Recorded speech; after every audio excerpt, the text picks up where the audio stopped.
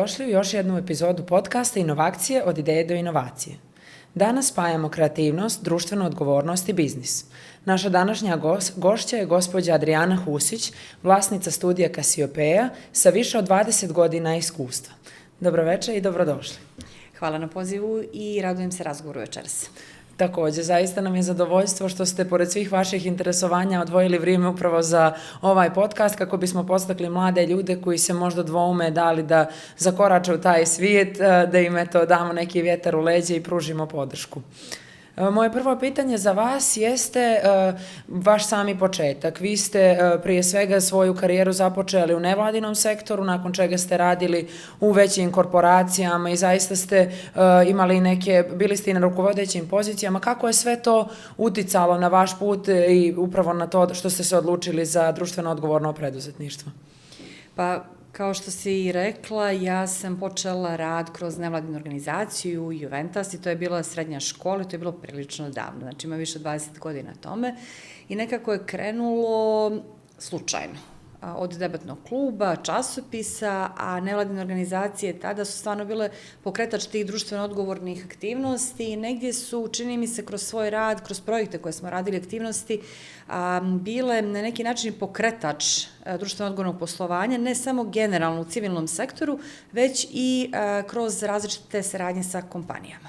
I čini mi se smo nekad davali, kako bi rekli Englezi, push zapravo korporacijama da se uključe, da podrže određene akcije i to ne pukim sponzorstvima. Komunikacije kojima sam kasnije nastavila da se bavim su došle nekako uz tu priču, ali mi je uvijek bilo jako interesantno zapravo koliko možemo i kako možemo kroz neki lični aktivizam, kroz rad prvo sa kolegama koje treba da motivišete, zapravo da mijenjamo i koliko se zapravo i vidi taj efekat i radite stvari do kojih vam je zaista stalo. Naravno, a koliko su danas ljudi zainteresovani upravo za tu vrstu društveno odgovornog preduzetništva? Da li mi u Crnoj Gori uopšte znamo šta je to ili se samo vodimo onom politikom da je preduzetništvo način da ostvarimo neku korist sami za sebe, odnosno da napredujemo finansijski? Kada govorimo o preduzetništvu, kada govorimo uopšte o kompanijama, o poslovanju, mi prvo moramo da shvatimo i da prihvatimo da je potpuno u redu da mi svi radimo za prihod, odnosno profit, jer vi morate da zaradite da biste mogli da dajete dalje. Suština društvenog preduzetništva, suština društvene odgovornosti, odnosno poslovanja kao takvog jeste da vi zaista i vratite nešto zajednici iz koje dolazite. Da biste mogli da vratite, morate i da stvorite. I dosta često kada radimo različite radionice, predavanja, govorimo zapravo i o tome. Dakle, nije loše kada kompanije prvo stavljaju, jer moraju staviti svoje poslovanje na prvo mjesto, ali način na koji će da uvežu to društveno poslovanje, društveno odgovorno poslovanje je jako važno. Tako da to jednostavno ne potire jedno drugo, ali mislim da ukoliko to dvoje spojite, možete da date više i imate veću satisfakciju, kao što sam rekla. Bilo da se radi o malom preduzeću i naravno aktivnost jednog malog preduzeća ili jednog preduzetnika će biti drugačije od same korporacije. Naravno, a kako dolazite na te ideje, šta je ono što je potrebno našem društvu i zajednici i da li je to nekako, da li dobijate inspiraciju prosto iz svakodnevnog života ili kako to funkcioniše? Pa kada govorimo konkretno o mojoj organizaciji koja se prije svega bavi komunikacijom i marketingom, imamo dakle taj jedan dio što kažemo što nam je posao i trudimo se da kroz način na koji radimo budemo društveno odgovorni. Vi ste društveno odgovorni ukoliko ispunjavate prije svega obaveze koje imate prema državi, prema svojim zaposlenima, prema sebi, a onda je način na koji radite. Dakle, kakve materijale koristite, sa kakvim kompanijama sarađujete, da li dostavljate izvještaje ukoliko vam je prosto to neka obaveza. A kada govorimo o onome što je vidljivo drugima, kada govorimo o različitim, ajde da kažem, projektnim aktivnostima, to je sad već stvar vašeg interesovanja ili opredeljenja koje imate. Imaćete organizacije koje će možda više biti u ekologiji, a druge će možda više biti u temi ravnopravnosti, ženskih prava ili ne znam, recimo rada sa djecom. Zavisi, dakle, šta je to neko vaše interesovanje. I mislim da je i za velike kompanije i za manje, za preduzetnike važno da to se veže za ono što zaista vi zapravo radite i da budete autentični u tome. Da zaista kroz sve ono što radite, tih 8 sati dnevno, zapravo i živite tu priču. Kod nas konkretno, kreativne industrije su nešto što je dominantno prisutno i rad sa mladima, različite edukacije i obrazovanje, jer to je nešto gdje mi vidimo da možemo da damo najveći doprinos. Ja kroz svoj rad sa svojim saradnicama i da damo određenu podršku i promociju Crnoj Gori kao turističkoj destinaciji i uopšte promociji Crne Gore kao takvoj i za ljude koji žive u Crnoj Gori. A koliko se u Crnoj Gori kompanija zapravo i bavi društveno odgovornim preduzetništvom? Da li je to neki trend koji je u porastu i da li ćemo toga vidjeti sve više ili ipak malo stagniramo na tom polju? Pa neka istraživanja pokazuju da naročito novije generacije jako puno poklanjaju pažnje tom društvenom angažmanu, aktivizmu i da prosto i kada biraju brendove, kada biraju kompanije, da li će da rade za njih ili će da koriste njihove proizvode, jako im je važno zapravo čime se oni bave i da li oni mogu da se identifikuju sa tom pričom. Vi u suštini kada kupujete jednu, recimo, šolju za vodu, vi ne kupujete samo njen dizajn, kupujete i tu neku priču koja je oko toga, jer tržišta generalno su dosta saturisane, o čemu god da pričamo, bilo da je to bankarski sektor, bilo da su to marketing komunikacije ili neke proizvodne varijante. Znači, vi se morate sa nečim poistovjetiti.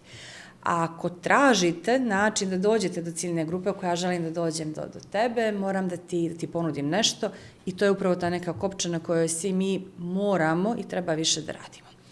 Opet, ako hoćemo da budemo društveno angažovani, mi moramo prvo da zatvorimo onaj dio koji se tiče našeg samog poslovanja, dakle da ste vi zapravo profitabilni, da vi od čega možete da radite takve stvari. Da, pa naravno. A koliko vas je akademsko obrazovanje, s obzirom na to da je vaša diploma iz oblasti socijalne politike, koliko vas je to pripremilo zapravo za ovakav vid angažmana sada? Ja sam zapravo bila studentkinja pravnog fakulteta i kako sam uporedo studirala i radila, u jednom trenutku sam odlučila da mi je studiranja možda dosta i da to nije baš toliko za mene i napravila sam pauzu i poslije toga sam prešla na fakultet za političke nauke, smjer socijalni rad, jer zapravo sve to što sam tih godina radila kroz nevladinu organizaciju bilo je dosta vezano za to. Sve ovo što je uslijedilo kasnije nekako možda djeluje ovako sad da je suprotno, ali mislim da mi upravo su te studije i taj prvi rad koji sam imala negdje oblikovanje kroz nevladinu organizaciju zapravo dalo te neke meke vještine i dalo mi je senzibilitet za dalje. Ja dosta često kažem da sam ja imala sreću da kad je društveno odgovorno poslovanje u pitanju, da budem s ove strane gdje mi smo kao nevladina organizacija tražili novac kompanijama, a onda sam došla u kompanije i bila ta koja je davala novac, odnosno pokrila sam nekako te dvije uloge.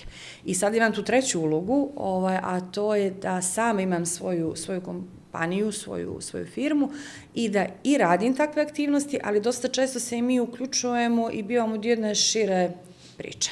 Da, to je sjajno i zaista je to jedna poruka za mlade ljude da uvijek dozvole sebi da gledaju van okvira i da daju sebi šansu da se bave ne samo onim za što su se usko specijalizovali kroz obrazovanje, već da prosto vide šta je ono što ih zaista dotiče i u čemu bi se možda pronašli, a što nije povezano sa tim. Pa kad je obrazovanje u pitanju, to je također jedan od novih trendova i kažu da ove nove generacije koje se rađaju od 2025. pa na ovamo, zapravo neće ni toliko polagati na tom formalnom obrazovanju, već će usmjeravanja, različiti kursevi i učenje tokom rada davati zapravo više smjernice i biti to što vas određuje. Naravno, postoje određena zanimanja gdje vi morate imati i visoko obrazovanje i vrlo je vezano za to što radite, ali vi imate jako puno oblasti gdje možete da steknete jako puno praktičnog znanja, koje je možda mnogo važnije. Jedan od primjera je sam marketing. Ja sam se za marketing kasnije školovala, odnosno sertifikovala. A vjerujem da sam negdje zapravo kroz sam rad naučila mnogo više nego što bih iz samih knjiga, jer mi živimo zaista vrijeme u kojem se stvari jako brzo mijenjaju. Tako je, i uvijek moramo ići u korak sa svim tim trendovima, a kako ste rekli da su to baš ove najmlađe generacije od 2025. Ja moram priznati da već i kod svoje generacije primjećujem to da se sve lakše, odnosno odlučuju da recimo napuste fakultet ako vide da im to nije nešto što im odgovara i da će prije tražiti sreću kroz te kurseve i neke neformalne vidove obukacije koji se mnogo lakše mijenjaju nego kurikulumi u tim zvaničnim obrazovnim institucijama. Pa jeste, vi kad imate jedan školski sistem nije toliko lako, nije toliko jednostavno, nama sa strane možda izgleda ok, vremena su se promijenila, morate da mijenjate udžbenike, to ne ide tom brzinom. Međutim, vi zaista danas imate recimo nove generacije, tvoja generacija, još i mlađi imaju mnogo više kurseva nego što je imala moja generacija. Ja ove godine punim 42 godine. Dakle, naše školovanje je bilo jako, jako različito. Mi čak nismo imali ni toliki pristup stranim jezicima. Danas je znanje engleskog jezika nešto što ne navodite kao prednost, nešto što se prosto podrazumijeva, jeli? Rad na računaru je tada bilo nešto što je wow, a danas je nešto što vi morate da imate jer se sve zapravo dešava na računaru. Tako da s te strane mislim da su kursevi sertifikacije jako važne i da nije ni problem kada vi mijenjate smjer. Sve ono što imate iza sebe daje vam određenu osnovu, daje vam određena znanja. To nije onaj sindrom Petra Pana pa se tražimo 50 godina, ali potpuno je okej da probate. Na kraju dana mi svi moramo i da brže odgovaramo potrebama tržišta. Tržište danas je mnogo brže nego što je to bilo tržište ranije. Evo uzmemo za primjer medije. Vi ste moja generacija ranije slala faksove. Faks danas ne postoji. Vi ste nekad slali saopštenje za medije, pa mu je trebalo i do 48 sati da ono bude objavljeno. Danas to saopštenje koje ste poslali u 9 sati ujutro do 12 je već bajača. Znači već je izašla jako velika količina novih vijesti sa kojima se vi takmičite da nađete svoje mjesto. Tačno tako. S obzirom na to da ste zaista radili u nekim od impresivnih kompanija poput Porto Novog i Telenora i nakon toga ste se odlučili da osnujete svoju kompaniju, da li ste naišli na podršku od strane sredine ili su oni ipak bili skeptični i rekli a kako to sad imaš redovni posao i slično? To je uvijek, imate jednu stranu koja je za, imate jednu stranu koja nije baš sigurna, da ne kažem da je protiv. A vi u svojoj glavi imate barem 2 osobe koje vode dijalog.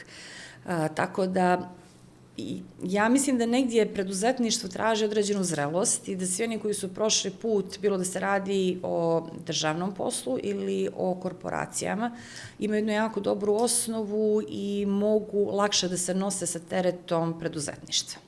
A preduzetništvo ljudi dosta često doživljavaju kao igru. I lako je, vi ste svoj šef. Vi nikad niste svoj šef i najteže je biti sebi šef. Vi uvijek radite sa nekim iza nekoga, nekome nešto ćete da isporučite. Taj neko zapravo vama diktira jako puno stvari, da ne kažem da vam je on uslovno rečeno ili šef.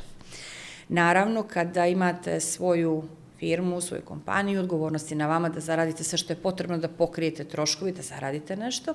A kad radite za nekoga drugoga, čini se da je to posao tamo nekoga i onda imate malo više prostora da negodujete, da budete više plaćeni, da previše radite. Tako da, to je onako neka varijanta plus minus i sve ima svoje. I mislim da ljudi kada gledaju sa strane, gledaju iz nekih iličnih strahova, što je sasvim normalno. I ne postoji tu formula, ne postoji tu tačan odgovor šta je bolje ili šta je gore, ali i jedno i drugo traži posvećenost. Ja sam skoro na jednom predavanju pričala i zaista držim do toga da ćete vi biti uspješni u korporaciji, u nekoj drugoj firmi, ukoliko imate taj preduzetnički mindset.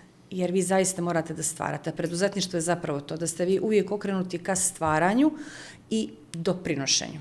Finansijskom, programskom, kako god, zavisno od toga što zapravo radite. Da, u svakom slučaju je mnogo veći rizik ako ste, tako uslovno rečeno, sam svoj šef na izgled, ali naravno veći su i benefiti i ne samo finansijski, nego i na način da se osjećate prosto ispunjenije kad znate da možete da stavite svoje ime iza nekog tog proizvoda koji ste plasirali. Pomenuli ste i to da ste aktivni kao edukatorka i mentorka. Da li vam se čini kroz taj rad sa mladima da Crna Gora zaista stvara jednu generaciju koja će biti spremnija da se uhvati u koštac sa savremenim trendovima i koja će raditi na svojim preduzetničkim idejama? Pa ja mislim da mi imamo dobru osnovu i imamo generacije koje zaista su izložene ka više stvari. Mislim da taj ulazak u Europsku uniju za nas predstavlja veliki plus i otvara brojne mogućnosti. Te mogućnosti morate da koristite, morate da budete spremni za njih. Sistem obrazovanja, fondovi koje imamo, projekti na kojima se radi, umrežavanje, mislim da jako puno doprinose tome. Mladi imaju, sad imate onaj raskorak između generacija, mi negdje moramo da se približimo. Vjerojatno moja generacija i stariji malo više mlađoj generaciji, jer opet kažem, tržište je to koje diktira pravila. Ali mislim da mladi u Crnoj Gori ni u kom obliku ne zaostaju za drugim mladima koje recimo poznajemo kada radimo neke druge stvari, ali da zaista je na nama lična odgovornost da sve to što je ispred nas uzmemo, iskoristimo, prilagodimo i na kraju dana vidimo šta mi zapravo hoćemo od toga. A imaju li mladi u Crnoj Gori dovoljno podrške za razvoj tih svojih ideja, ne samo finansijske, već i mentorske i svih drugih vidova podrške, ili pak u mnogome zavisimo od podrške Evropske unije? Ja mislim da mi imamo mnogo više podrške nego što je koristimo. Vi imate jako puno konkursa, jako puno prilika od strane ministarstava koje se daju. Recimo, konkretno naša organizacija je podržana bila kroz niz konkursa Ministarstva kulture i medija glavnog grada. Ono što je važno je da moramo da budemo informisani. Informisanost je na nama. Ja, ukoliko želim da nađem informaciju, naći ću tu informaciju, a onda moram i nešto sa njom da uradim. Upravo kroz ovo što vi radite, jako puno drugih organizacija također radi, različite mentorske, edukatorske programe, mladi ljudi dobijaju priliku i da se upoznaju i da krenu da realizuju neke ideje. Tako da ja mislim da negdje imamo dovoljno, što god to značilo, uvijek može više, jeli? Tako da mislim da tu nemamo neki veliki problem, ali da je možda taj aktivizam i taj korak koji mi treba da napravimo i shvatanje i prihvatanje da je odgovornost na nama, ono što je izazov generalno, ne samo među mladima, nego generalno u Crnoj Gori. Dakle, da mi moramo da budemo ti koji ćemo nešto da uradimo. Mi kao društvo volimo da prebacimo na drugoga i da znamo bolje za nekoga drugoga. Upravo ovo, kako su drugi gledali, to što sam ja napravila svoju firmu. I svi su znali kako bi trebalo ili kako je moglo, ali dobar dio njih to nije ni uradio. Tako je, mislim, i u ovoj priči. A možete li nam reći, sad jeste malo ovako na bum, ali koji su to recimo vidovi podrške koje biste vi preporučili mladim ljudima u Crnoj Gori, osim tih konkursa ministarstava koji su zaista svi dostupni vrlo transparentno na sajtu vlade Crne Gore? Da li znate za neki konkretan vid podrške koji ste možda i vi koristili ili koji biste preporučili mladima?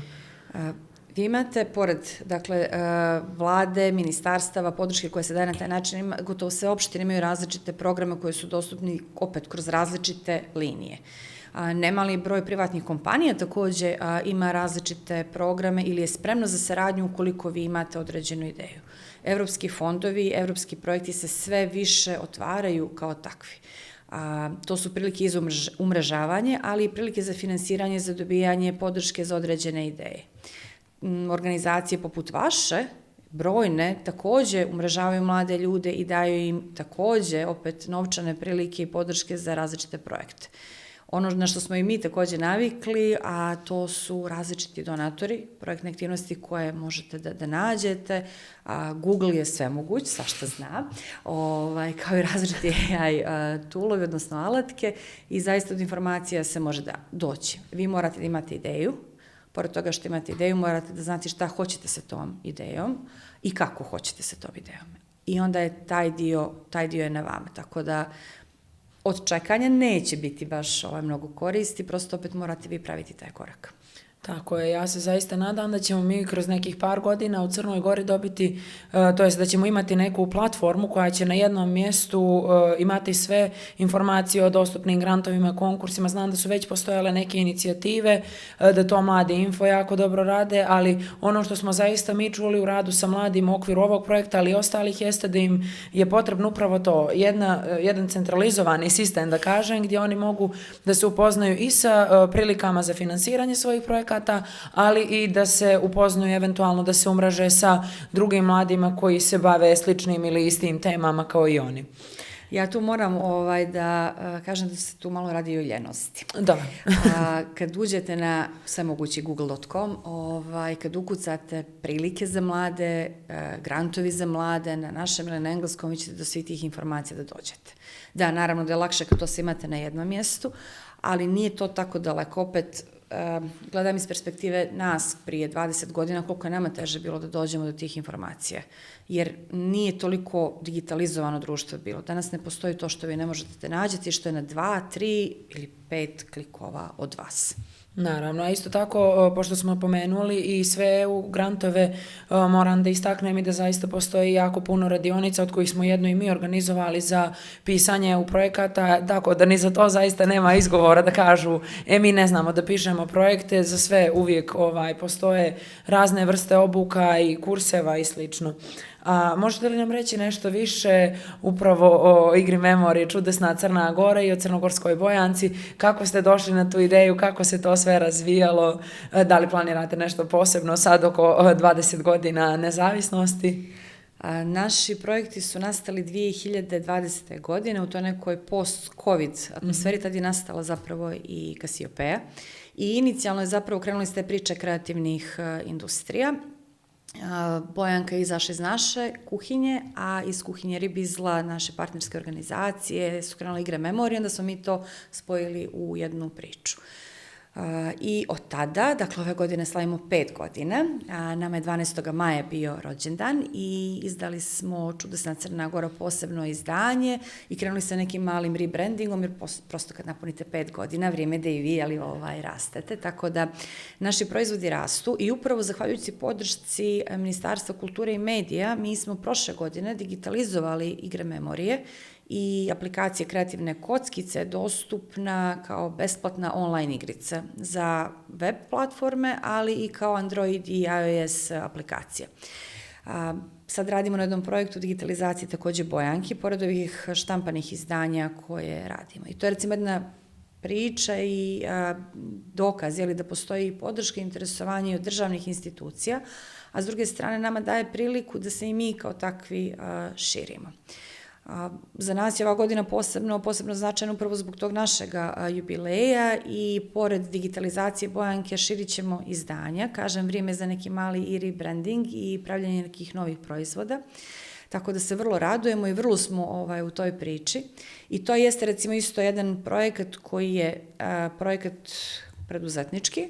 Dakle, mi ga radimo, te bojanke možete da kupite, ali s druge strane naša priča društvena odgovornost, jer dosta često su one alatka ili neki poklon, ajde da tako kažem, koji dajemo, koji je dio različitih radionica, obrazovanja, edukacije i nama služi da se približimo takođe djeci kroz različite radionice. Sjajno, a imajući u vidu da ste pomenuli digitalizaciju, to je ono o čemu zaista često slušamo, ne samo u preduzetništvu, već i u svakoj sferi života, koliko je to teško i zahtjevno ići u korak sa trendovima i sa svim tim što se mijenja u današnjem svijetu? Izazovno je jako. Promjene su mnogo češće, mnogo su brže, neke su i vrlo nagle i nije lako da pratite. Primjer toga možda je najbolji digitalni marketing, gdje vi od danas do sutra imate takve promjene na platformama da neka se zapitate da li je moguće da ispratite na taj način to. Ali to je ono gdje jesmo, ja često kažem tu smo gdje smo, jel? Tako da prosto moramo da hvatamo korak. Ja i dalje vjerujem da štampana izdanja, da te neke štampane priče, da knjige nikad neće ne izaći iz mode, nego da prosto one će biti tu i trebaće. Mijenjaju se naravno načini.